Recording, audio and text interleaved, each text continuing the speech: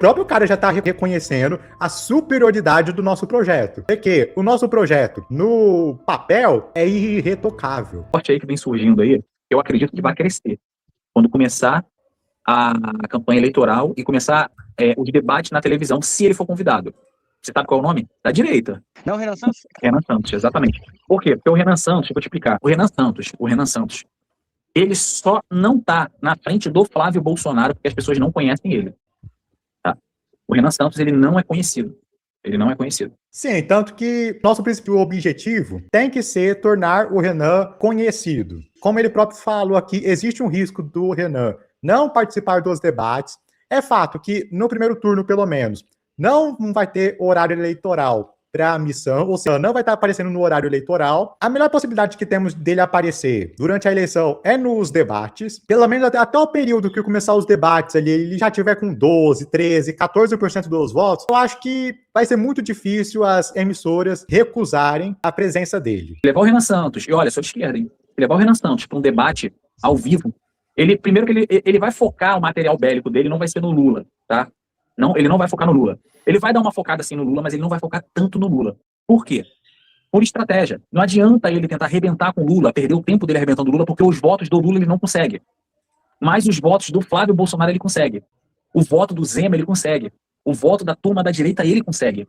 Porque as pessoas... Tanto que, como eu acabei de mostrar para vocês agora há pouco, né, os votos que o Renan tem que buscar primeiro, votos considerados de terceira via, tipo aquela moça que a gente reagiu, a gente viu o tweet dela ali, talvez aquele cara que se diz bolsonarista ali, mas no fundo o cara, ele é mais antipetista mesmo, né, e alguém que, se você chegar ali, apresentar o conteúdo pro Renan, o cara, ele vai ser convencido, não é alguém que vai tentar, não é alguém que vai morrer de amores pela família Bolsonaro, por assim dizer. Então, acredito que, de fato, esse perfil, acho que vai ser o mais fácil da gente estar buscando.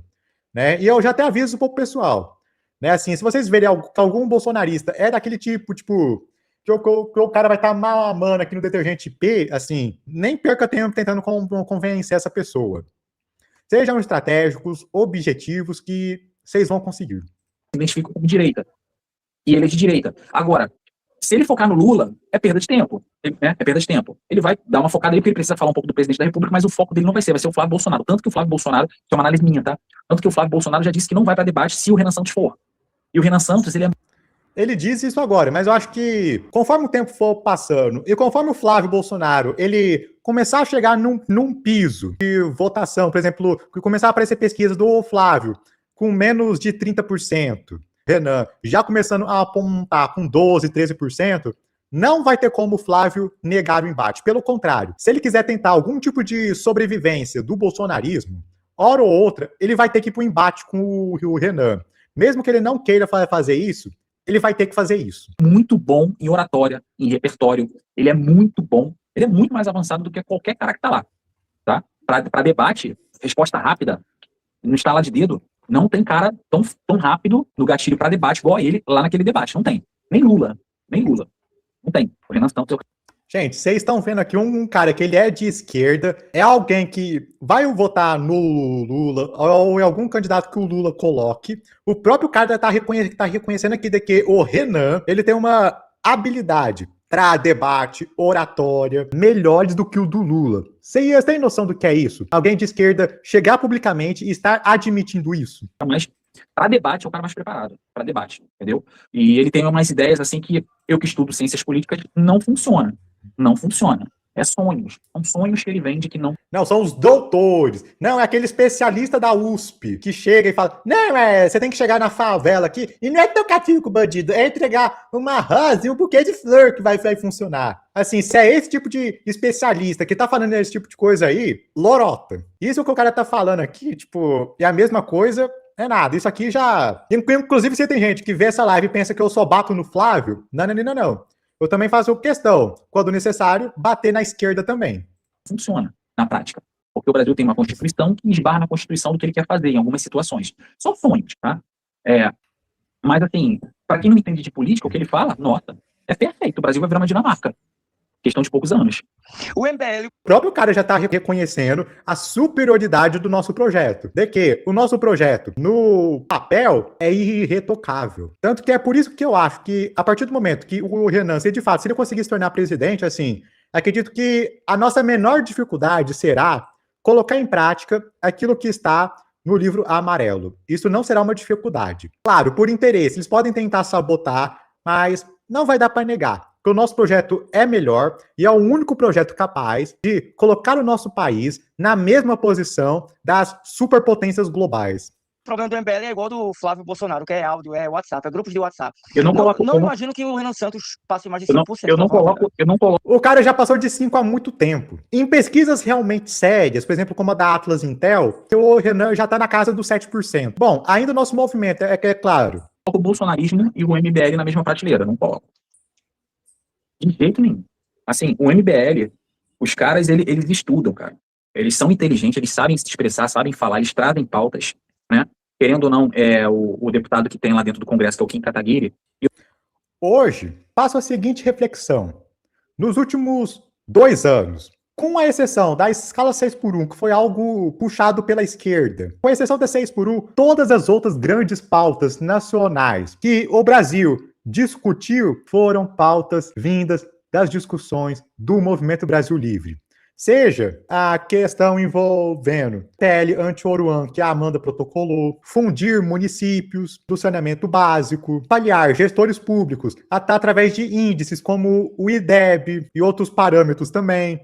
Esse tipo de discussão sendo discutida nesses termos, é algo que foi feito pelo Movimento Brasil Livre e nenhum outro grupo político a mais. Eu sou de esquerda, hein, gente? É um cara que ele economiza, ele não gasta tanto dinheiro quanto os outros parlamentares, ele tem bastante presença dentro do Congresso, né? Ele participa muito dentro do Congresso, ele tem bastante projetos. Eu tô falando bem dele aqui, tá? Para um cara de direita, pro que eles pedem, ele é um cara que ele é presente, ele é um bom trabalhador como deputado. Para a ótica política deles, que não faz parte da minha, tá, gente? Eles são.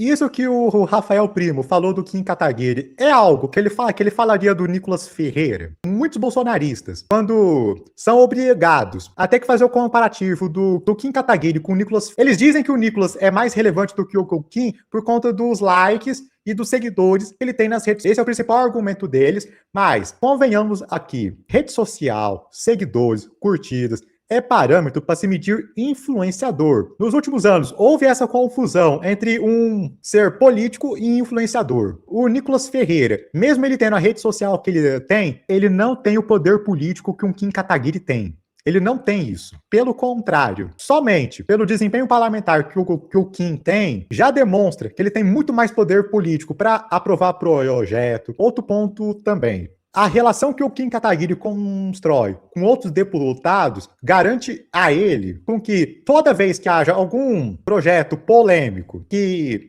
divirja ou esteja contra nossos valores, ele tenha plena capacidade para articular contra esse projeto. Seja algum projeto de aumento de imposto, né? Algum projeto que cria alguma burocracia nova. Como político, ele tem muito mais relevância do que o Nicolas Ferreira, e isso, inclusive, é reconhecido pelo próprio Rafael Primo, que ele é um cara de esquerda, e ele próprio também não gostaria de estar falando esse tipo de coisa, mas está falando porque reconhece qualidade na gente e não no bolsonarismo. Tanto que é por isso que o maior medo que o esquerdista tem não é o perigo fascista do bolsonarismo, mas é a gente crescer e futuramente substituir o bolsonarismo como liderança da direita e a gente, chegando ao poder, enterrar a perspectiva de luta deles. O que move um esquerdista é a existência de um problema social para o qual ele possa explorar politicamente. Se a gente consegue resolver os problemas sociais no Brasil com um livro amarelo, com o nosso projeto, não existe mais imaginação política para a esquerda. Vocês têm noção do que é isso? Contra direitos trabalhistas, eles são contra taxação de grande fortuna, eles são contra taxação de grandes empresários. Então, assim, a linha deles é diferente da minha. Mas, dentro de uma ótica de direita, ele é um cara que trabalha, ele é um cara que entrega, entendeu? Eu, se fosse de direita, votaria em alguém do MBL. Hoje, grupo político que eu vejo hoje que seria melhor para o Brasil, sendo da direita, seria o MBL. O MBL, querendo ou não, os caras não tem. Por enquanto, a gente não tem ninguém no executivo, né? Não tem. Então, não tem escândalo assim ainda de. Mesmo um cara que é um adversário nosso, um inimigo natural nosso, ele mesmo, por honestidade intelectual, reconhece. Se ele fosse de direita, ele seria apoiador militante nosso. Por quê? Porque ele sabe que a gente é melhor. Porque por ele não estar contaminado com o canto da sereia, que é o bolsonarismo, ele consegue ver o óbvio. A gente é muito melhor do que qualquer projeto entre aspas, que tenha na direita hoje. Seja o bolsonarismo de sapatênis, do Novo, o bolsonarismo rude, como a gente tem na família Bolsonaro, um bolsonarismo vergonhoso do Ronaldo Caiado, e até mesmo projetos de direita que já existiram na história brasileira. Eu ouso dizer aqui que o nosso projeto de direita é melhor, tem uma perspectiva muito mais refinada e prática e realista de Brasil do que a UDN tinha. Muito mais. Né? Inclusive, eu ouso dizer de que se Carlos Lacerda tivesse vivo hoje em dia, ele seria um dos quadros nossos da missão. Inclusive, se você está vendo essa live aqui e não sabe quem é Carlos Lacerda ou o que era a UDN, pesquisam. Mas, assim, dentro da história política de direita no Brasil, o projeto político de direita que mais se aproximou, chegou perto do que é o MBL hoje, este projeto político foi a UDN. Pesquisem, que é uma história maravilhosa. Inclusive, para os entusiastas da Guanabara Mística, né, pesquisem, estudem o governo de Carlos Lacerda no finado estado da Guanabara. Ainda de corrupção, não tem, por enquanto, né? Porque eles não têm o poder das secretarias, eles não têm o poder dos governos do estado, das prefeituras, né? Quem sabe se um dia eles tiverem, também vai começar a estourar um monte de escândalo aí, né? Porque é muito fácil. Bom, isso é uma coisa que o futuro vai dizer, mas eu digo para vocês, mesmo que aconteça algum escândalo de corrupção, eu tenho certeza que se ocorrer, vai ser rapidamente denunciado e expelido do movimento do partido. Simples. E mesmo que possa haver dúvidas a respeito disso, eu prefiro ter dúvidas do que a certeza disso no bolsonarismo. Apontar o dedo, tá? Então vem cá, senta aqui na cadeira, vai, agora faz você. Será que tu não vai fazer igual? Será que tu também não vai fazer merda? Né? Então, assim, esse que é o problema. Mas o MBL eu não bota na mesma prateleira do Bolsonaro. O bolsonarismo é falta de preparo, é falta de inteligência, não conhecem política, não sabem, não entendem nada de política, não estudam variáveis, não estudam efeito colateral das pautas que levantam. Eles falam de ideologia, Assim, o bolsonarismo, assim, eles só ficam naquela conversa de tiozão ali. Nada além disso. Eles sim são uma turma totalmente ideológica. O bolsonarismo é uma turma ideológica, entendeu? A única missão que eles têm é acabar com o PT, acabar com a esquerda. É a única missão que eles têm. Você perguntar para qualquer bolsonarista, por que você é Bolsonaro? Eles vão falar do PT, vão falar de comunismo, vão falar de socialismo, mas não vão falar assim, porra, eu sou a favor de aumentar o salário mínimo da classe trabalhadora, melhoria da saúde, melhoria da educação, eu sou a favor de melhorar o setor público, melhorar os transportes, melhorar a questão dos combustíveis, melhorar... Eles não têm pauta. A pauta deles é, vamos trucidar com a esquerda. É a única pauta. Então, assim, como é que eu falo? Bom, eles falam basicamente, ó, nós vamos tentar acabar com a esquerda, mas não dizem como. Aliás, eles até tentam dizer o como. Ó, vota em mim na família Bolsonaro porque, eu não sou o Lula. É isso que fazem. E, pelo contrário, quando chegam ao poder, né, eles chegam lá e fazem justamente o contrário. Eles vão lá e colocam a esquerda dentro do governo. Tanto como uma coisa que vocês nunca podem esquecer é o Bolsonaro, sério, em todas as indicações que ele pôde fazer para reitorias de universidades federais, todas foram de sujeitos que eram de extrema esquerda. São pessoas de QI baixo, com todo respeito aos eleitores do Bolsonaro, que são bolsonaristas, mas assim, passaram por uma doutrinação nas redes sociais, que eu também passei, eu já fui bolsonarista, e não querem sair. A gente apresenta dados, mostra fatos, mostra contra-argumentos, e muitos, assim, ficam balançados, tentam, mas, infelizmente, o algoritmo das redes sociais acaba viciando aquela pessoa naquela bolha, né? Onde não recebe nenhum tipo de informação fora daquela bolha, né? Eu já mostrei resultados.